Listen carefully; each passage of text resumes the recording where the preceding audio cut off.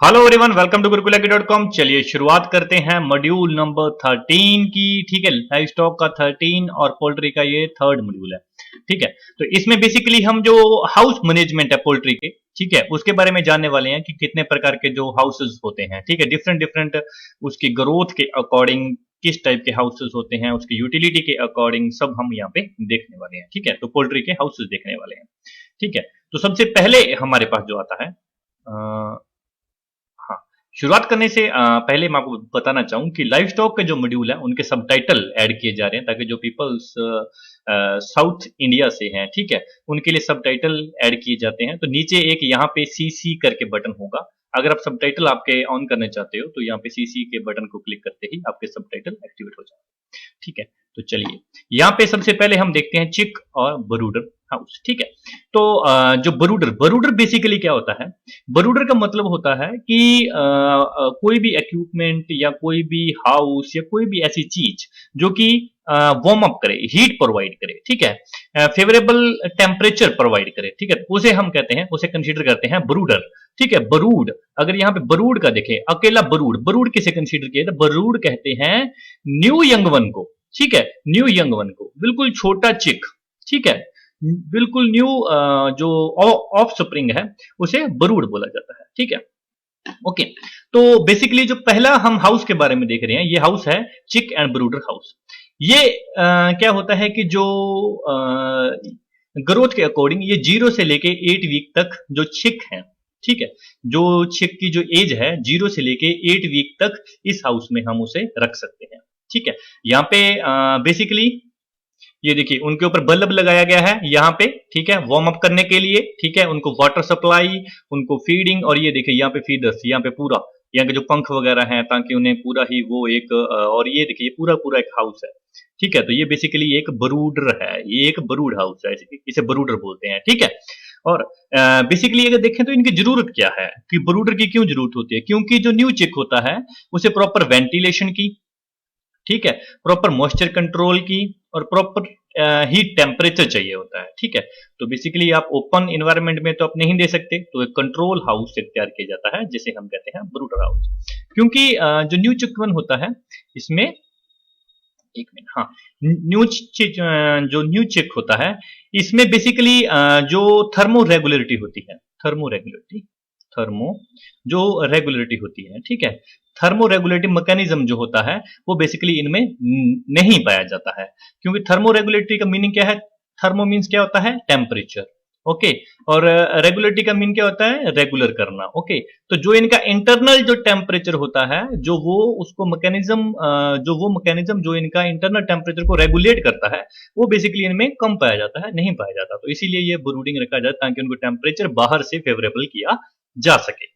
और ये 2 वीक तक, 2 वीक लगते हैं। अगर बेसिकली कोई क्वेश्चन ऐसा बनता है, इतना डेप्थ में जाता है वो, कि जो थर्मो रेगुलेटरी होती है वो कब बेसिकली एक्टिवेट हो जाती है, या कब बेसिकली उसका जो मैकेनिज्म है वो शुरू हो, प्रॉपर बन जाता है चेक में, तो वो 2 वीक तक, 2 वीक तक इनमें थर्मो रेगुलेटरी नहीं पाई जाती।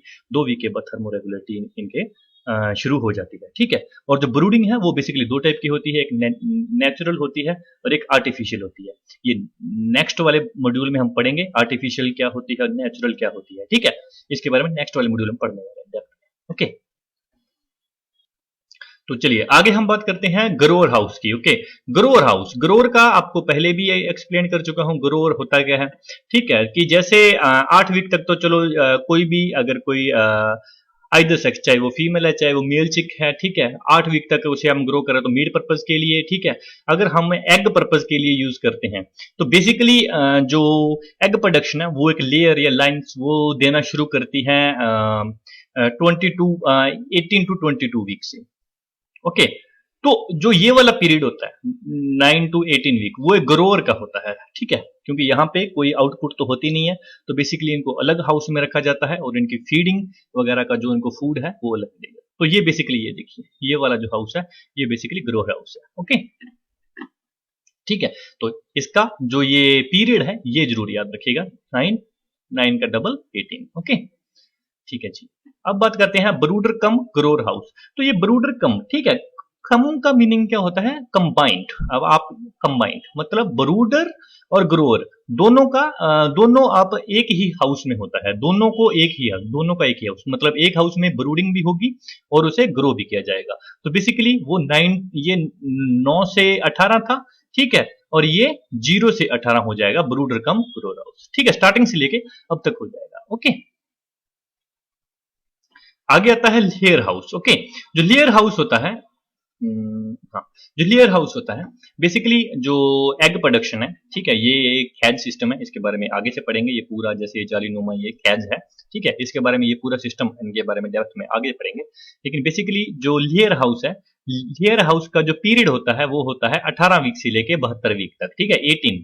और 18 को अगर आप 4 से मल्टीप्लाई करोगे, यहां से आपको 4 से मल्टीप्लाई करना है। ओके, 4 से मल्टीप्लाई करोगे तो आएगा 72, ठीक है, तो ऐसा भी याद रख लीजिएगा, 18 को 4 से मल्टीप्लाई करके 72। ओके, मैक्सिमम 72, मिनिमम 18 से ही शुरू हो जाएगा।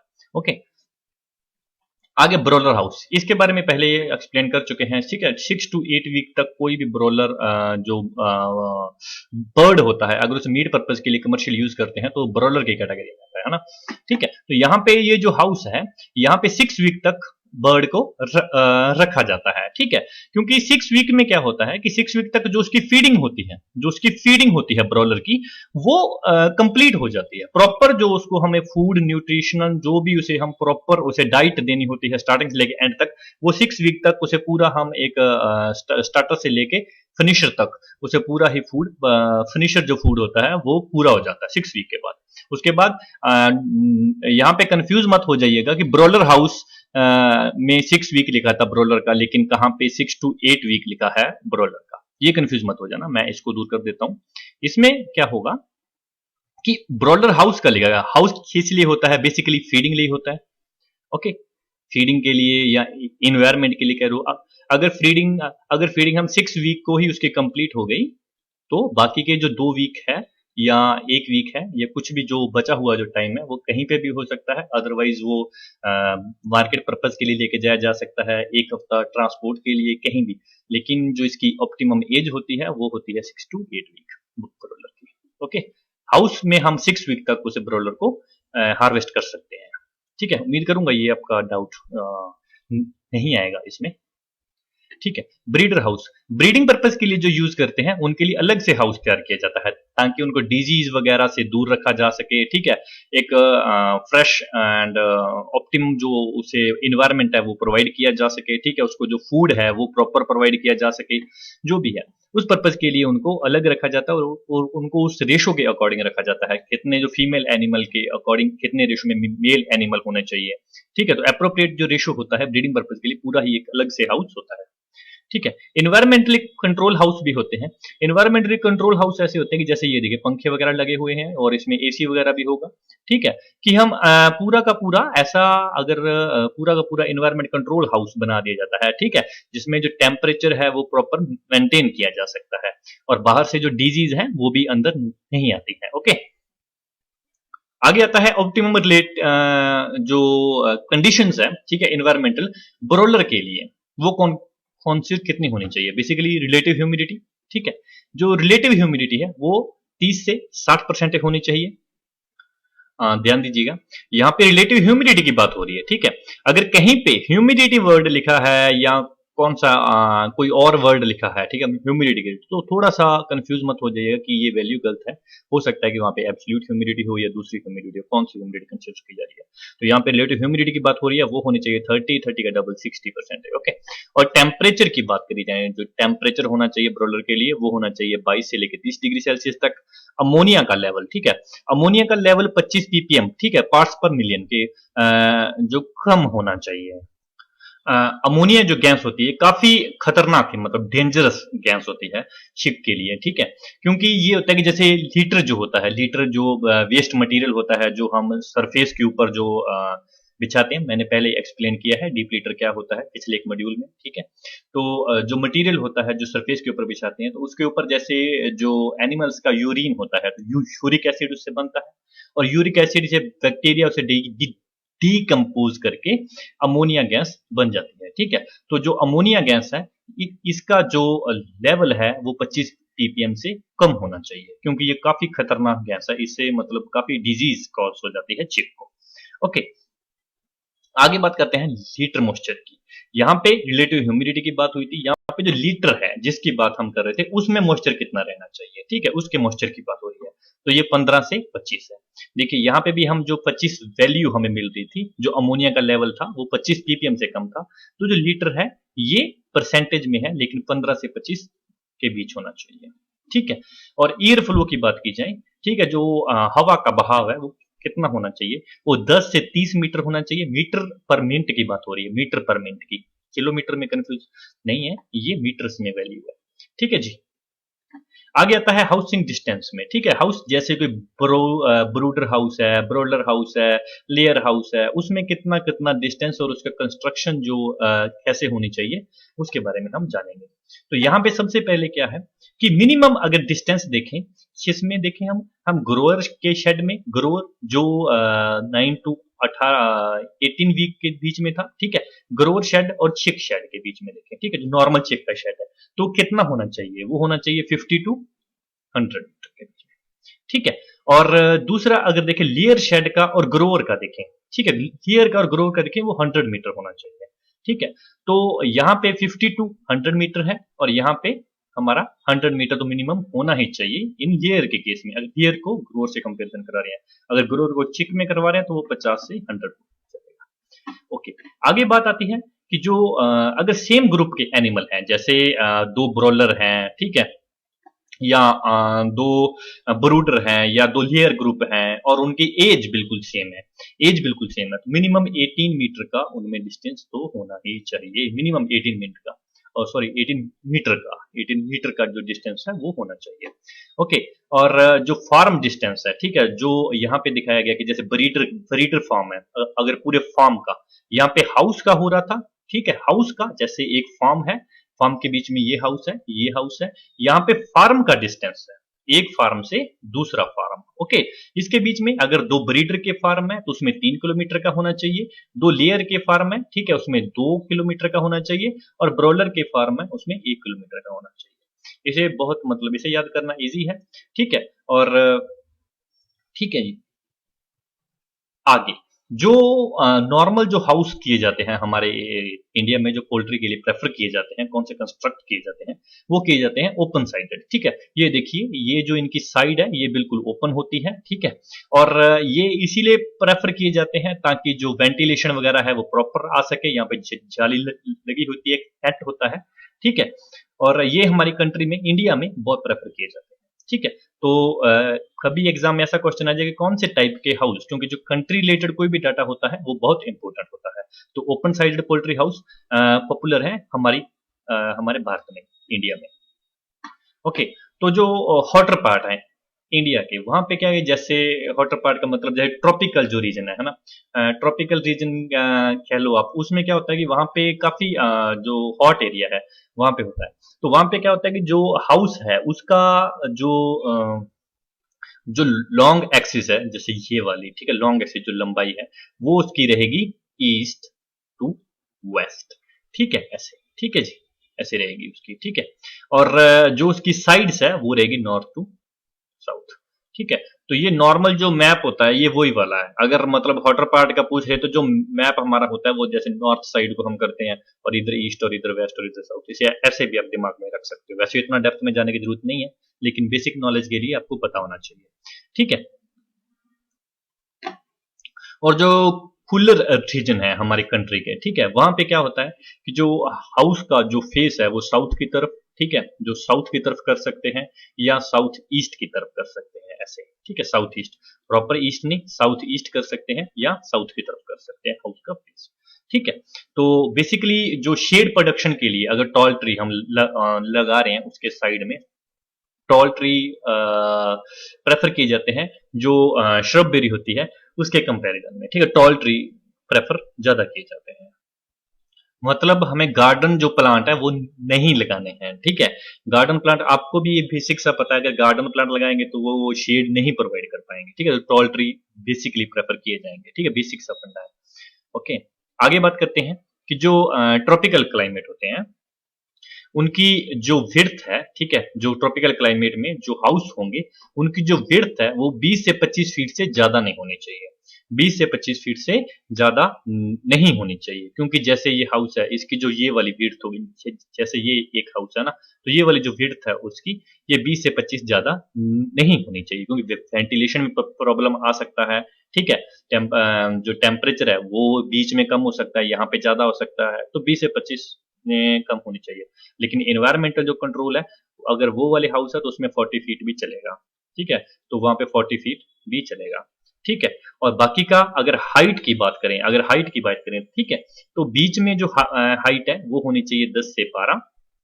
और अगर ईव की बात करें, ईव मतलब जैसे ये जो हाउस होते हैं, ठीक है, ये इनकी जो साइड है वो उसकी हाइट कम होती है और सेंटर इनका हाइट ज्यादा होती है।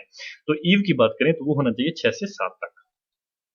ठीक है, मतलब कुल मिला के हमें 4 से 5 फीट का यहाँ से और यहाँ से फर्क मिल जाएगा। ठीक है, हाउस के।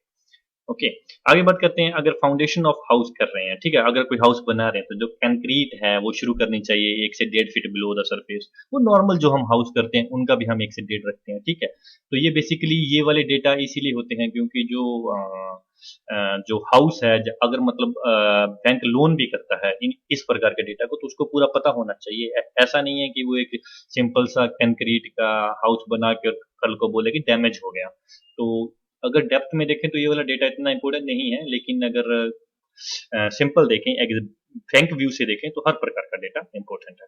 ओके, और आगे वो उसका जो अबव द ग्राउंड देखें कितना होना चाहिए, वो होना चाहिए 1 से 1.5 फीट। ठीक है, और बेसिकली जो और फ्लोर की बात की जाए, ठीक है, फ्लोर की बात की जाए तो जो हाउस का जो फ्लोर है वो भी 1.5 फीट ही मतलब ऊपर होना चाहिए, ताकि स्नेक्स और जो रैट्स हैं उनसे थोड़ा बहुत छिप को बचाया जा सके, प्रिवेंट किया जा सके। तो यहाँ पे जो डेटा मिला है वो हमें 1 से 1.5 फीट का ही मिला है।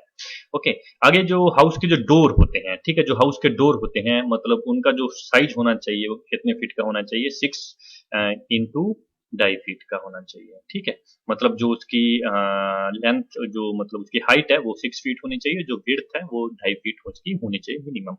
ठीक है, आगे जो इंडिया में मोस्टली प्रेफर जो हाउस किए जाते हैं वो किए जाते हैं गैबल रूफ। जैसे पहले भी हमने देखा था, वो भी एक गैबल रूफ थी। मतलब जो उसका सेंटर है वो पूरी उसकी हाइट ज्यादा होगी और जो बाहर वाली जो साइड है वो कम होगी।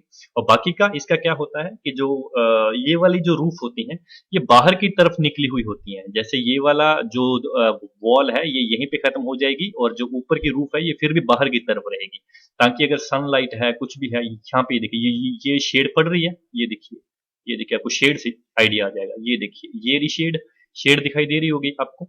ठीक है, तो ये रूफ बाहर की ओर निकली हुई है और ये यहाँ सनलाइट इसके ऊपर पड़ रही है और ये शेड देखिए, ये होती है शेड। इस टाइप की रूफ को कहते हैं गैबल रूफ और ये इंडिया में प्रेफर की जाती है। बाकी डिफरेंट टाइप की रूफ होते हैं लेकिन हमें डेप्थ में जाने की जरूरत ही नहीं है। ओके, सिंपल बात करें, ये वाला वो आ गया आगे जो हम बात कर रहे थे ओवरहैंग की, कि ये देखिए ये वाला जो हिस्सा है ये बाहर की तरफ होता है और ये 3.5 फीट से ज्यादा नहीं होना चाहिए। अगर 3.5 फीट से ज्यादा होगा तो वेंटिलेशन में प्रॉब्लम आ जाएगी। 3.5 फीट इज सफिशिएंट है। ओके, बल्ब की बात कर ली जाए, जो हम पहले देखे थे कि जो ब्रूडर हाउस था उसमें बल्ब लगाए गए थे। ठीक है, तो बेसिकली जो लाइट है अगर वो सिंपल अब देखें हम, ठीक है, तो वो 7 से 8 फीट जो ग्राउंड है उससे अबव बल्ब को सेट किया होना चाहिए। ठीक है, और अगर इन केस इनकैंडेसेंट बल्ब की बात करें, इनकैंडेसेंट बल्ब कौन से होते हैं, जो नॉर्मल हमारे घर में बल्ब होते हैं, ठीक है, ये वाले बल्ब इनकैंडेसेंट बल्ब होते हैं। ये इनकैंडेसेंट बल्ब का मतलब क्या होता है, गर्मा गर्म, मतलब कि इसके अंदर जो हीट होती है, ठीक है, उससे एनर्जी निकलती है लाइट की। ठीक है, ये वाला जो बल्ब है ये दिखाई नहीं दे रहा है क्योंकि हमारी बैकग्राउंड स्क्रीन भी व्हाइट है और ये बल्ब का पूरा है ये एलईडी बल्ब है, एलईडी। और ये वाले जो बल्ब हैं ये वाले हैं हालोगन बल्ब, हालोगन बल्ब। ठीक है, और ये बेसिकली इनकैंडेसेंट जो बल्ब है उसके टाइप के होते हैं लेकिन थोड़ा सा इसमें डिफरेंट है। और ये वाले CFL। ठीक है, कोई इनका ये नहीं करना है कितने टाइप के बल्ब होते हैं, ये याद करने की जरूरत नहीं है, ये बेसिक आपकी नॉलेज के लिए है कि अगर ये वाला बल्ब है, क्योंकि आपको पता है काफी गर्म बल्ब होता है, ठीक है, काफी ज्यादा हीट प्रोवाइड करता है, काफी वॉट का होता है। ठीक है, सबसे ज्यादा अगर लाइट खाता है तो ये वाला बल्ब खाता है।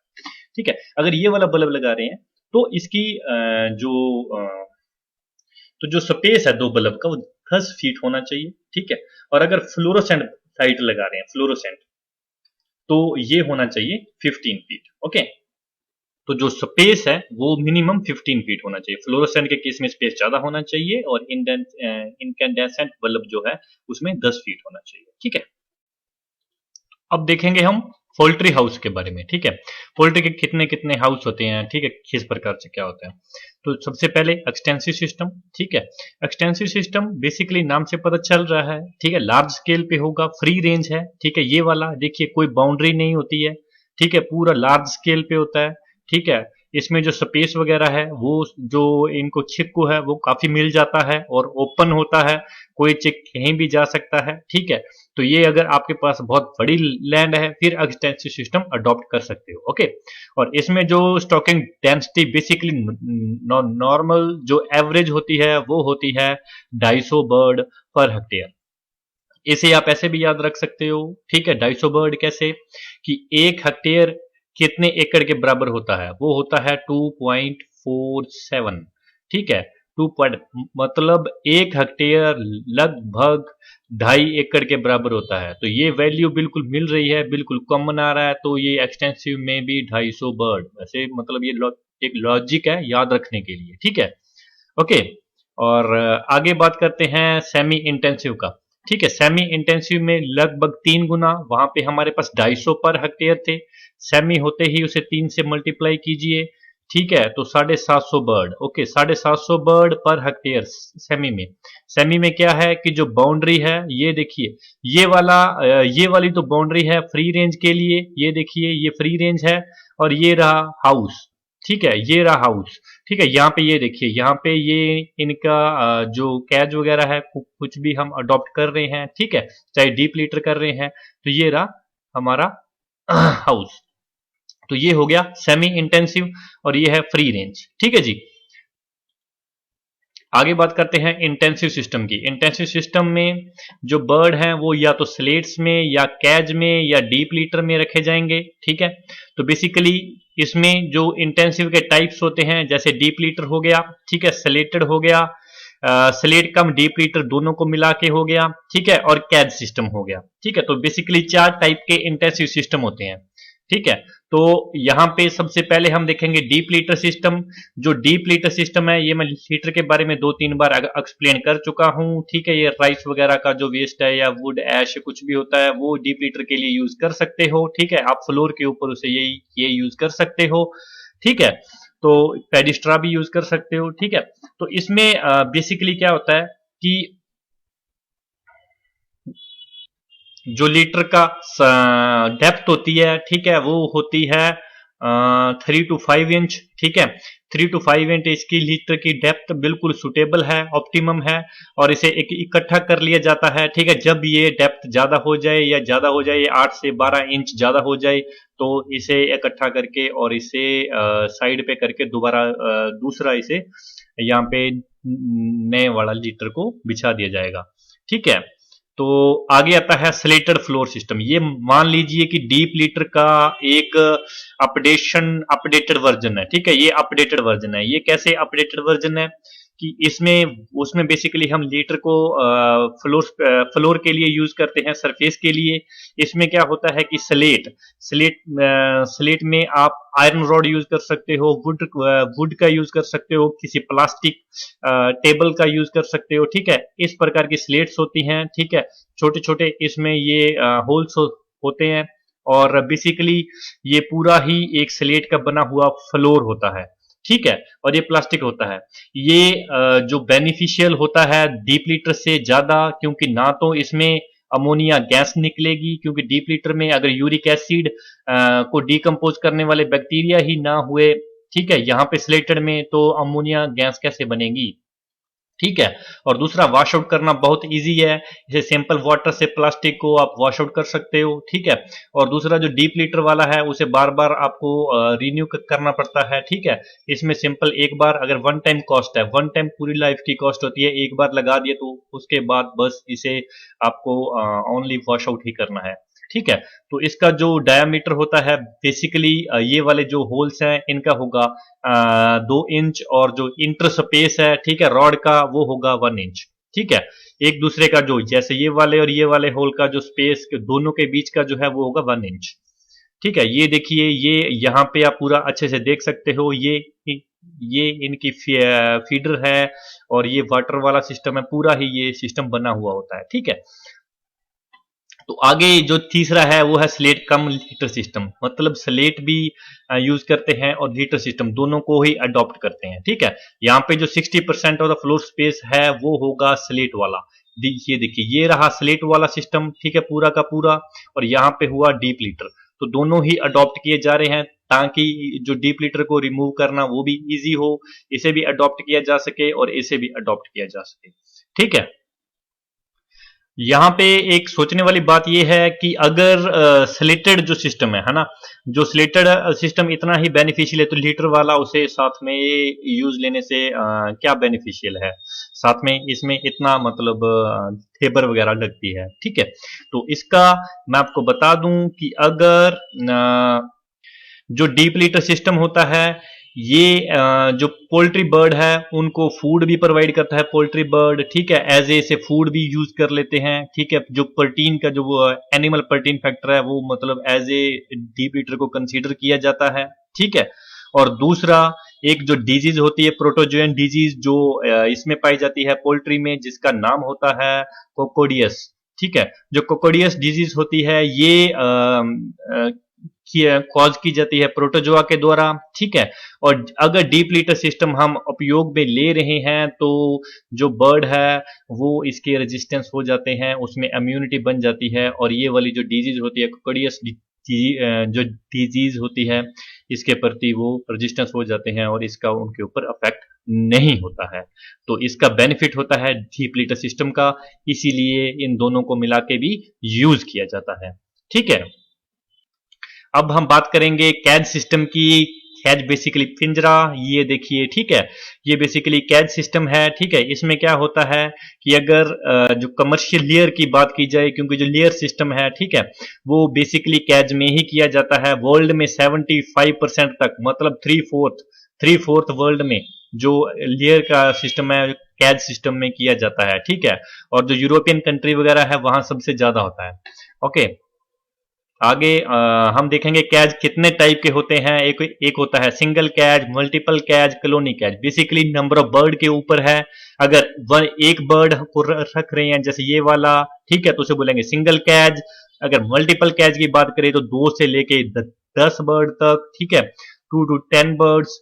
ठीक है। और यूजुअली इसमें 3 to 4 बर्ड्स होते हैं। ठीक है।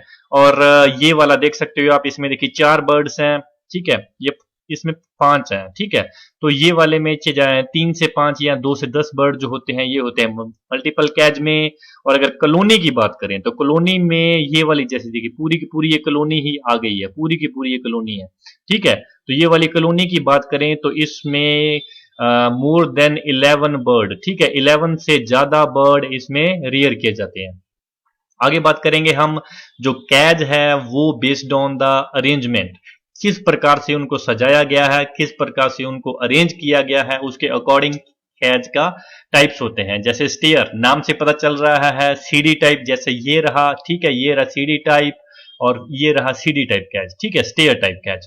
और फिर एम टाइप, उसी टाइप इसको एम टाइप, इस टाइप से अगर अरेंज करेंगे तो वो एम टाइप हो जाएगा और एल टाइप करेंगे तो एल टाइप हो जाएगा। बैटरी और वर्टिकल टाइप जो होता है जैसे ये वाला, ये देखिए बैटरी वर्टिकल टाइप होता है। ठीक है। तो बेसिकली अरेंजमेंट टाइप के ये वाले होते हैं। ओके। इनके नाम से ही पता चल रहा है। ठीक है। ऐसा कुछ भी नहीं है कि इनके नाम से हमें नाम पता चले कि ये अरेंजमेंट टाइप ऑफ कैच है। ओके। आगे बात करेंगे based on the bird rare, कितने हमारे पास बर्ड हैं। ठीक है। या उसकी जो ग्रोथ स्टेज है उसके अकॉर्डिंग हम बात करेंगे, है ना। जैसे पहला ब्रूडर और चिक हम देख चुके हैं, स्टार्टिंग जो उसकी एज होती है, ठीक है, 0 से लेके 8 वीक तक। ठीक है। वो वाले कैज में बर्ड रखे जाएंगे 60। ठीक है। और जो डेप्थ, इन सब की हम डेप्थ करने वाले हैं, उनका फ्रंट बैक हाइट करने वाले हैं, फ्रंट फीडिंग एंड लेंथ करने वाले हैं। खैर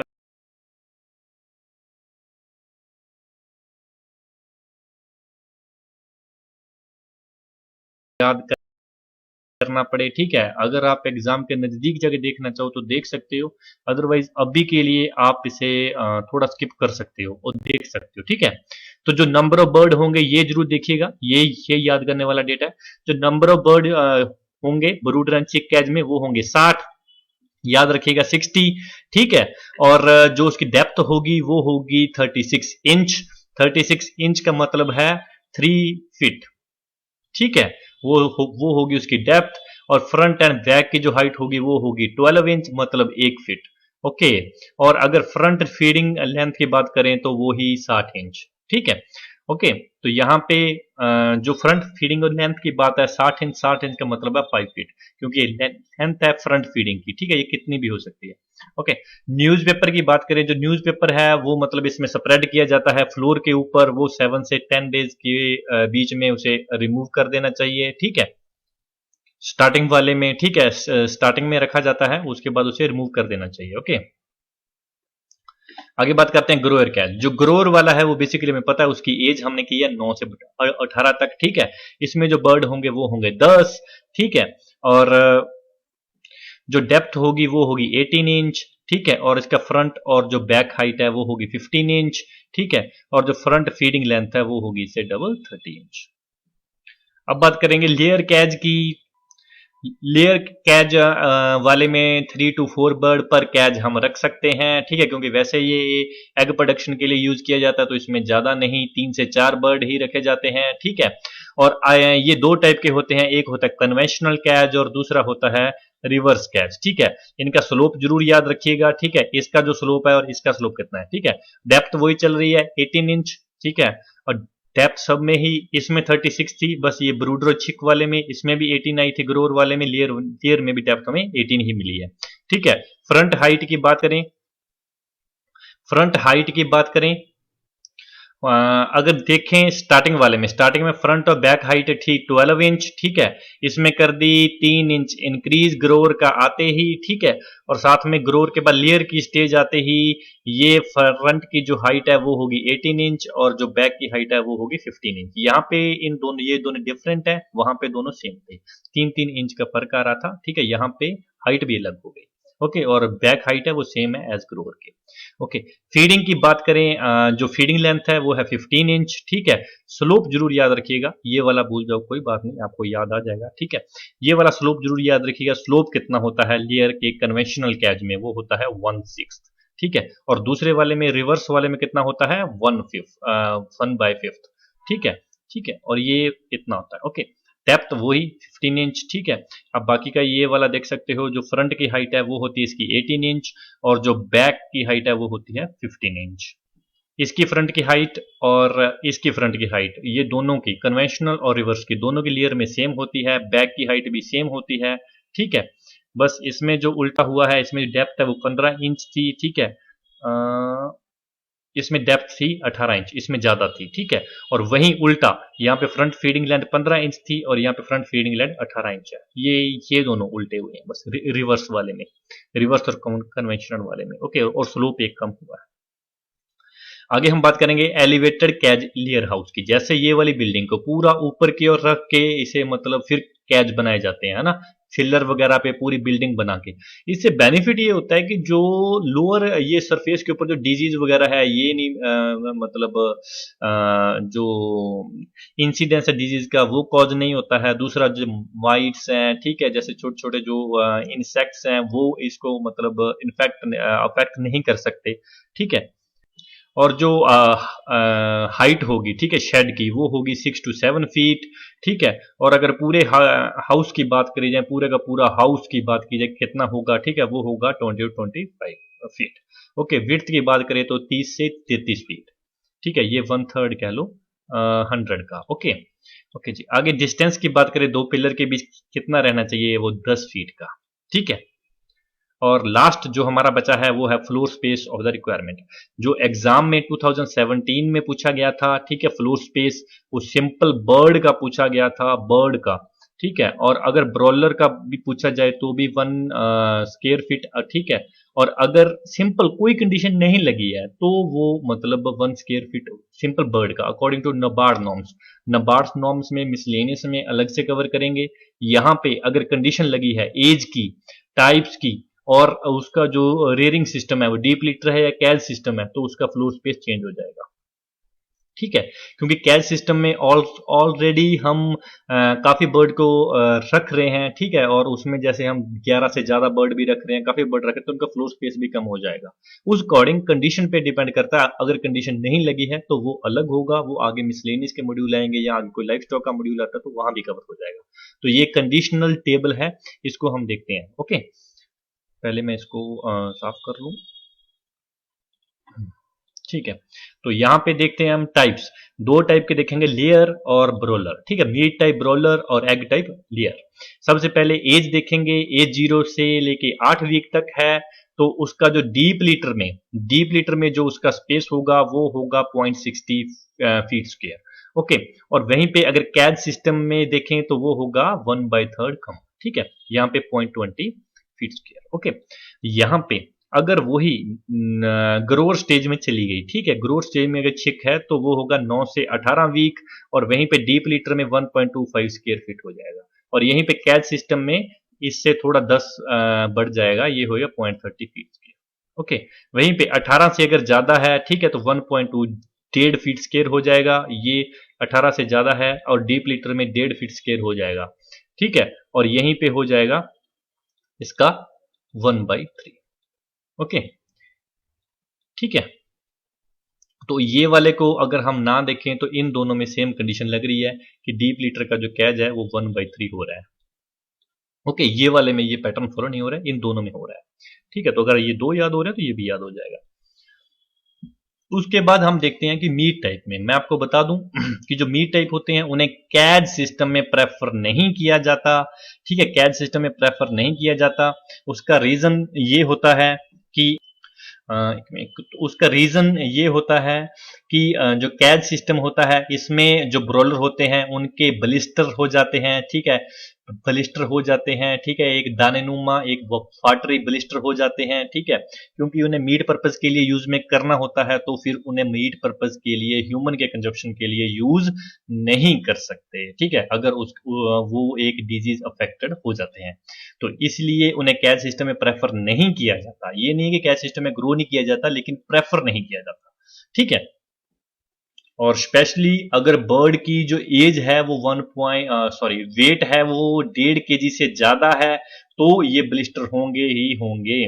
ठीक है, और अगर बात करें लेयर की, लेयर में भी प्रॉब्लम रहती है, लेयर में भी प्रॉब्लम रहती है। वो कैज में कैसे रहती है कि जो लेयर होती है इसमें लेमनेस आ जाती है, हालांकि इसके ऊपर डिबेट चलता है कि जो लेमनेस है वो कैज सिस्टम के द्वारा नहीं, वो कैल्शियम और फास्फोरस की डेफिशिएंसी के द्वारा आता है।